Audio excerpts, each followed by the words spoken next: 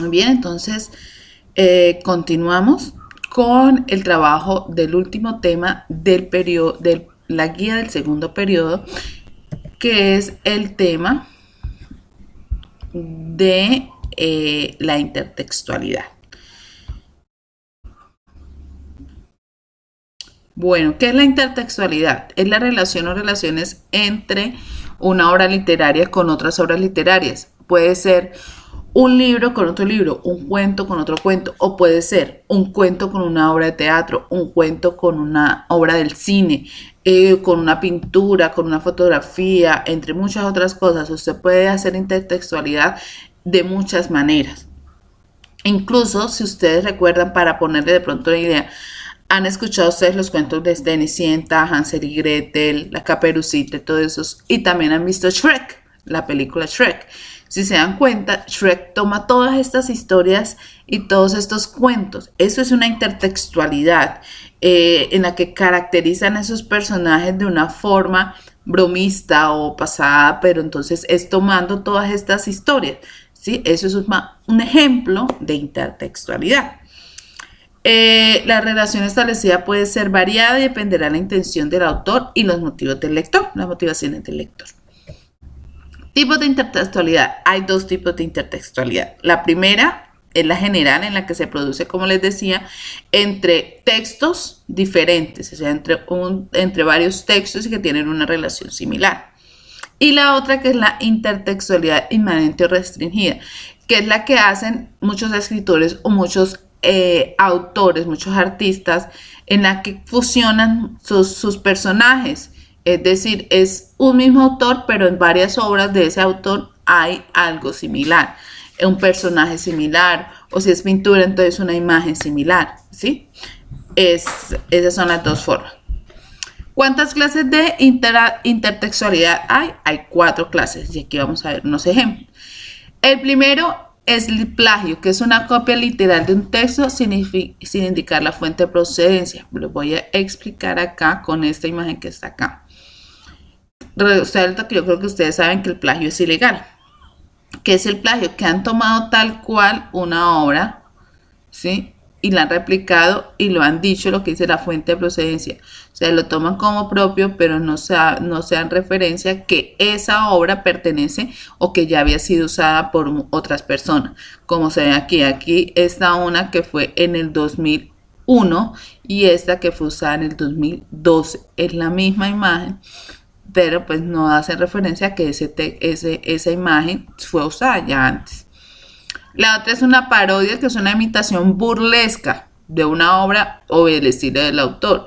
Entonces, es muy usada sobre todo en el cine o en las películas. En este caso tenemos una imagen acá donde está Homero Simpson replicando una obra de arte. ¿Sí?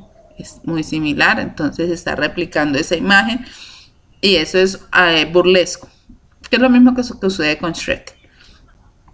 La influencia se refiere a la formación cultural y artística que ha adquirido el autor y que influirá en su propia creación literaria. Entonces, aquí tenemos el ejemplo de este, que es Gabriel García Márquez, y a quien él mismo llamó su maestro, que fue William Faulkner.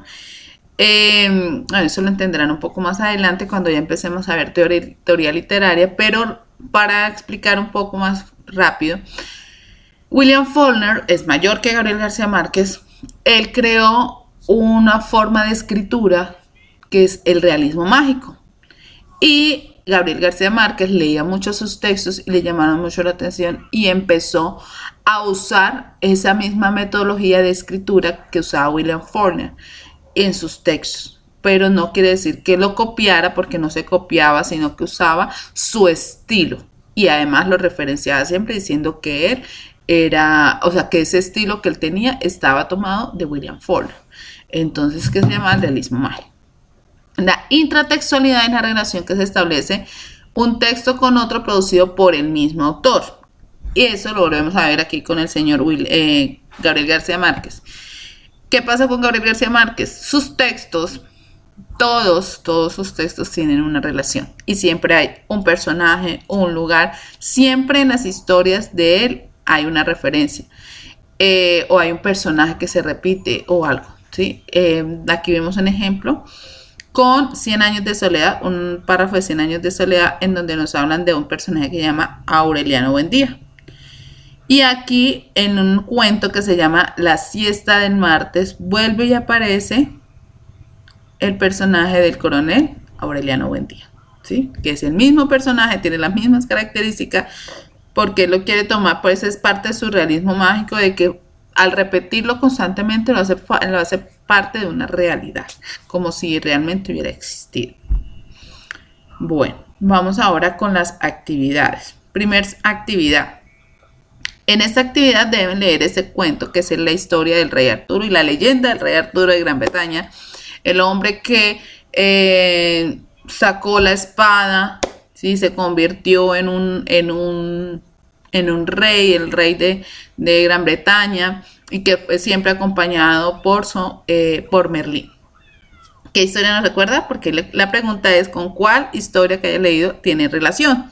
Si recuerdan la historia que acabamos de leer el periodo pasado, que fue la historia del caballero de la armadura oxidada, ¿cierto? Entonces, ¿qué relaciones hay? La época, el caballero, Merlín, ¿cierto? Y algunos acontecimientos. Entonces, van a recordar esos puntos que encuentran en común y los van a escribir con esas dos historias, la del caballero de la armadura oxidada y la del rey Arturo, que es el texto que tienen a la mano. Bueno, vamos con la siguiente. Aquí vemos dos obras de arte, dos pinturas. Vamos a leer, porque eso es una lectura, leer imágenes. Vamos a leer estas dos imágenes. Todo es lectura, hay lectura de imágenes, lectura de símbolos, lectura de textos visuales, todos esos son textos y los vamos a leer. Por eso están allí. Entonces vamos a leer estas dos obras de arte. Entonces, estas dos obras de arte que se encuentran aquí, las dos se llaman Las Meninas. La primera fue realizada por un señor español que es de apellido Velázquez en 1656.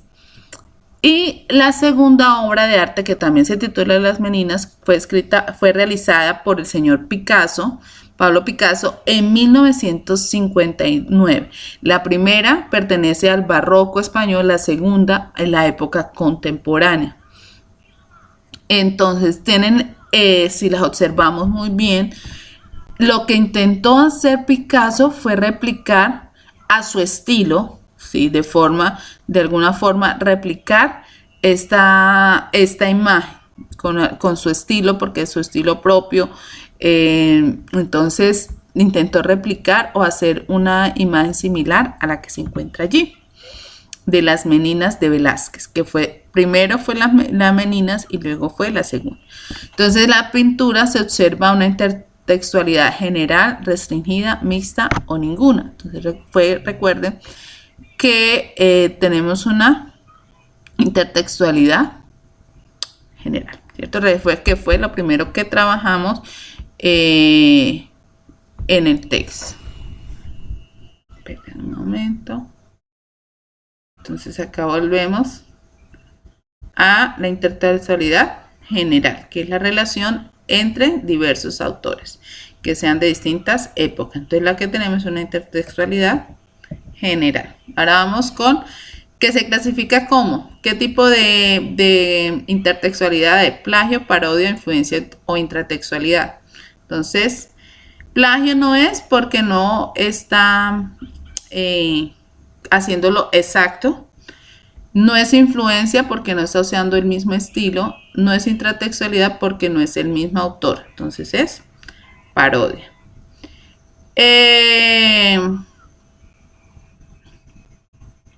Bueno, entonces aquí ¿a cuál conclusión llegamos? Pues que él está simplemente recreando la obra de Velázquez. Picasso recrea la obra de Velázquez. Bueno, y eso es todo. Con esto terminamos el trabajo de la guía del periodo del mes de abril.